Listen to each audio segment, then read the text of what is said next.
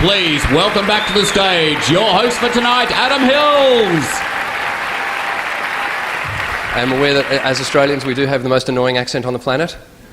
I'm sure you're aware of what we all do. I'm sure you're aware we all go up at the end of every sentence. Because we're all too insecure to actually make a statement. So we have to make it sound like it's a question. Because we secretly need your approval. Even when it's something serious. Susie got eaten by a shark.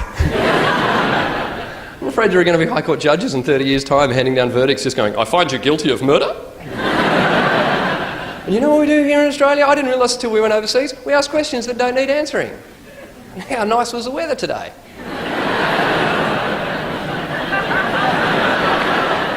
I didn't know we did that until I got to England. I was with a group of English people and I just went, oh, how heavy's that rain?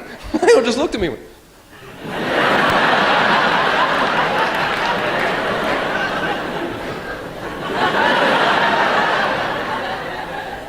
really heavy? I think Jesus might have been an Australian.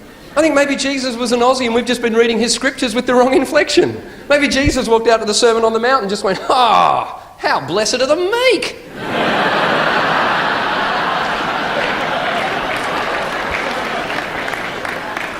And of course the irony of all is it's so arbitrary what language we speak in Australia. We were almost colonised by the French. In fact, we were almost colonised by the Dutch. The Dutch arrived in the 1600s, but they arrived in a part of Western Australia where desert basically meets ocean. And the Dutch just got off their ships and walked around and went, well, this is ridiculous. We cannot grow marijuana crops here.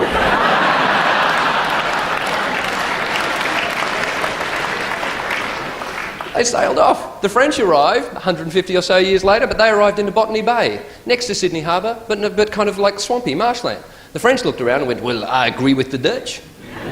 This place is shit. Qu'est-ce que m'amène le Dutch? Parce qu'on montre que de merde. They sailed off. Captain Cook arrived in Botany Bay, but in a rare display of British optimism. He looked around and went, well, it is a bit shit, but I think if we go around the corner, it might be nicer.